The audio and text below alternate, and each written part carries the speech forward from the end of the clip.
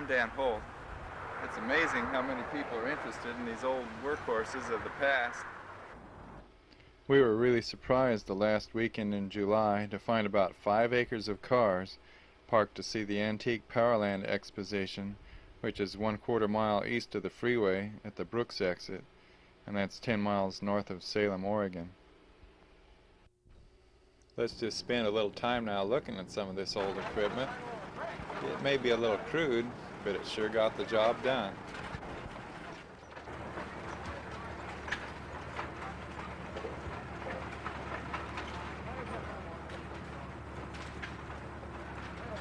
I'll find you. I'll go catch you over there, okay? Get on here if you want to. There's some people going to get off.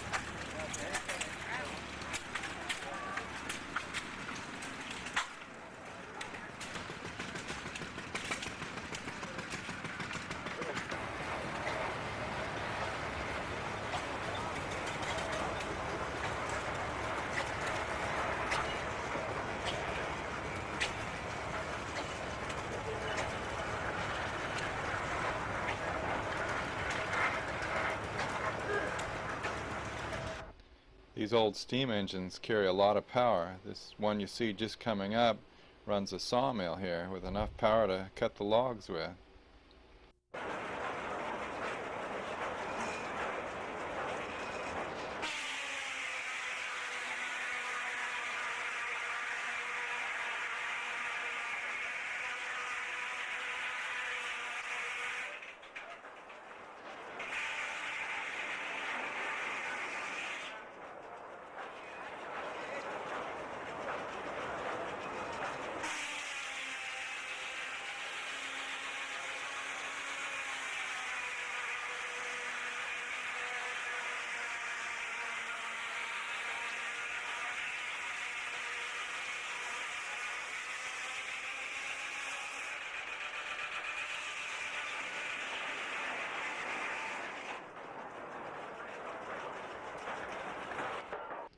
Probably the place where we got the idea for this old tractor video took place about a year ago after we made a trip to southern British Columbia and taped a video called Banff and Jasper National Parks.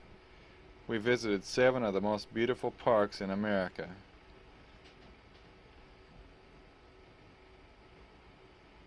Several miles after we crossed this ferry at Galena Bay and before we got to Spokane, Washington, we saw this display on the main highway at the White Farm. Now, Mr. White has spent thousands of hours working on these machines, and he's got them all to look just about like brand new.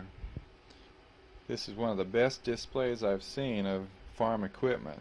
He's really done a good job.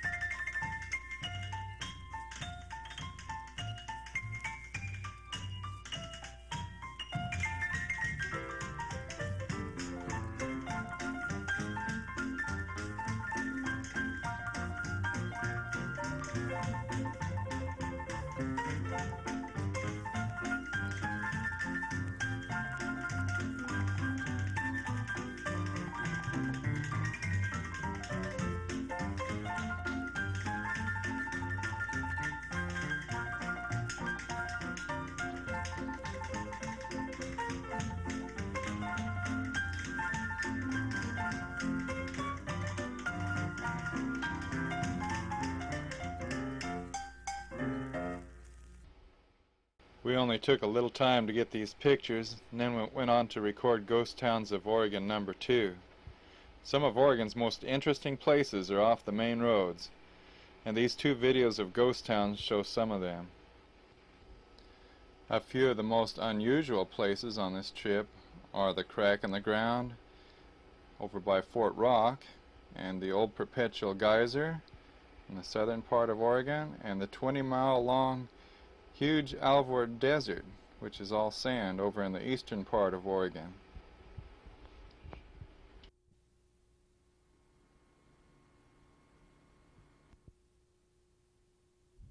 Just about ready to go again. There it goes.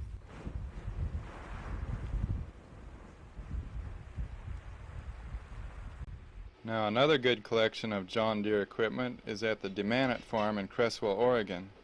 Mrs. DeMannet is about to show how they used to grind wheat for flour in the good old days. No, this isn't a KitchenAid.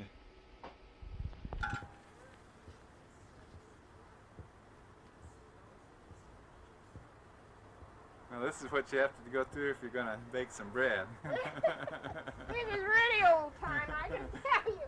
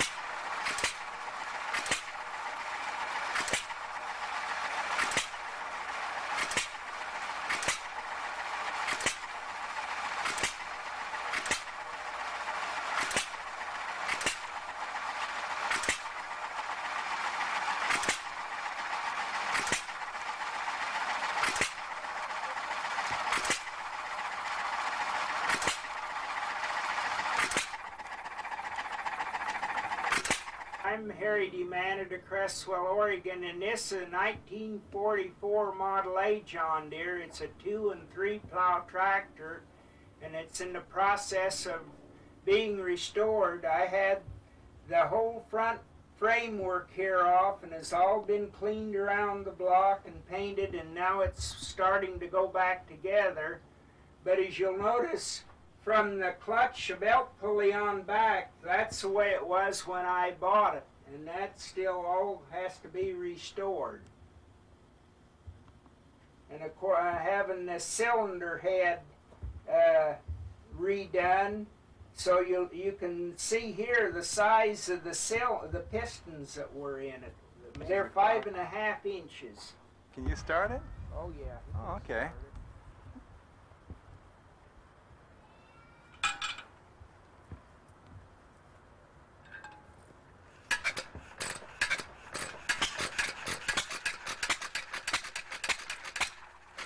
That's a 1.5 horse, right?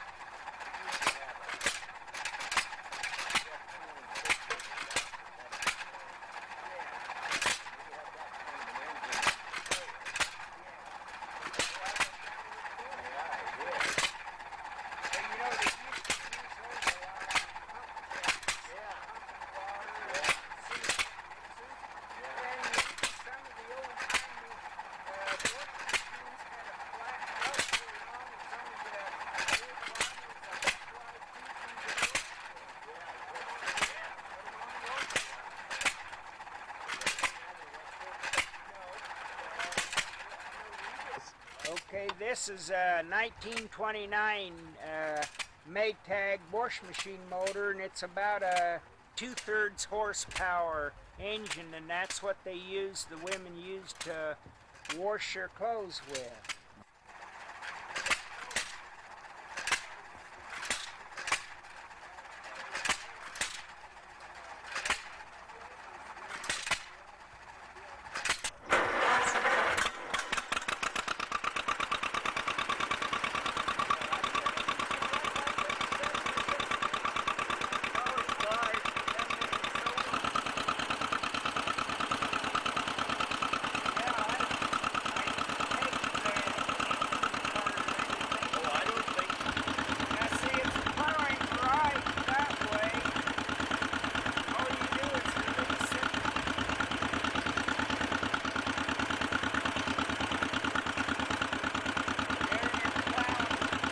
This one is 1950. 1950, and it's got the narrow wheels. Yeah, for, it's a tricycle. The T stands for tricycle. Oh, Yeah, you can move those wheels. Yeah, For, and you know those are easily moved. They're a lot easier moved with those 2 keys than the old ones that had the spines on them. This is an orchard tractor, and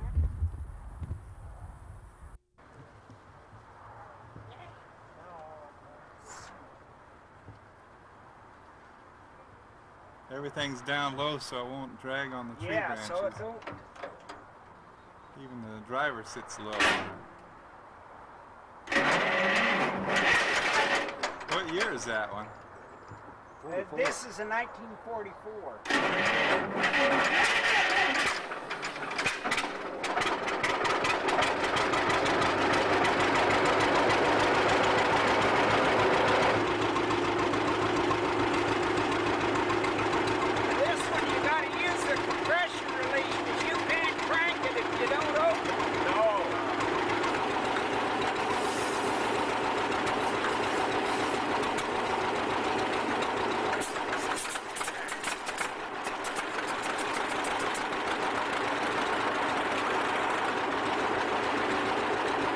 This is called an AWs because of the wide front end, and you loosen these bolts here, and these axles telescope, they slide in and out. And in the same way on the rear wheels, why the rear wheels slide in and out, so you can cultivate wide rows or narrow rows. You can use it very versatile. This is a 1937.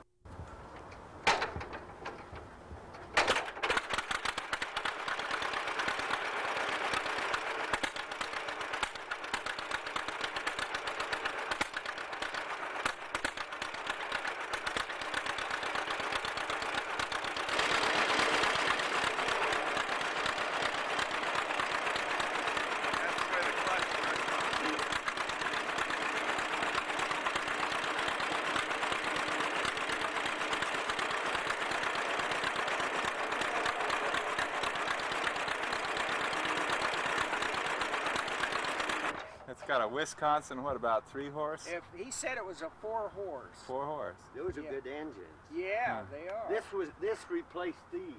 Yeah, that's 4 right. horse probably the I higher. remember we started to get those on the trail.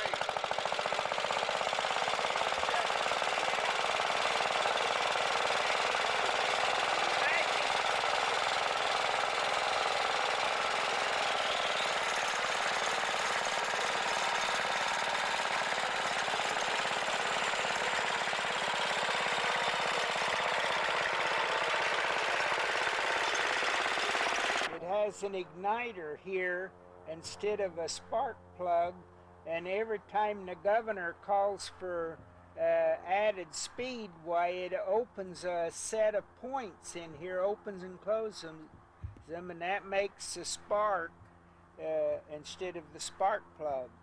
And this is a 1929 Model E John Deere 3 horse, and it was used for many purposes, grinding feed and probably shelling corn and sawing wood and various things.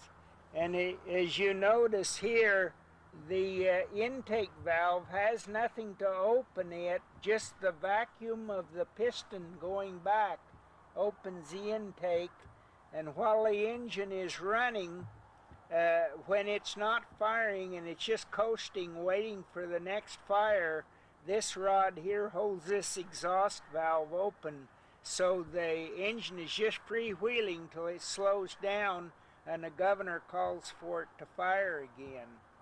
And then it fires and then it just freewheels, and so it's called a hit and miss engine.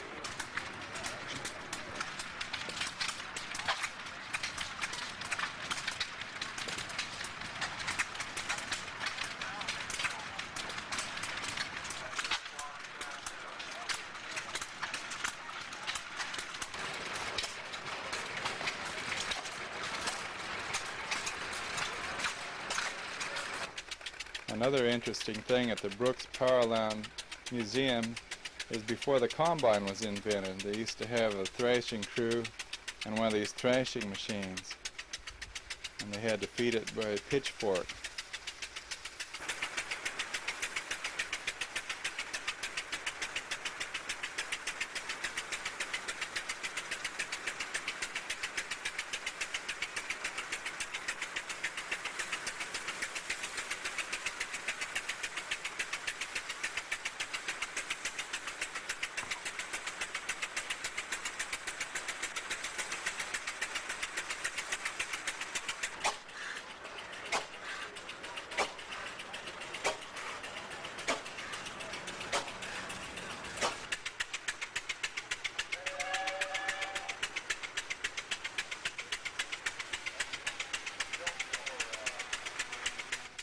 Another very interesting feature in Brooks is their collection of antique trucks.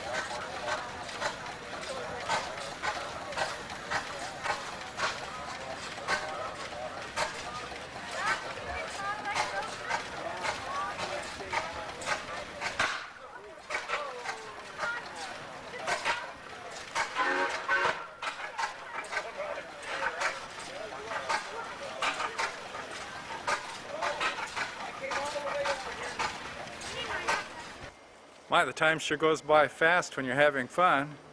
Come back again next time and let's see more antique tractors.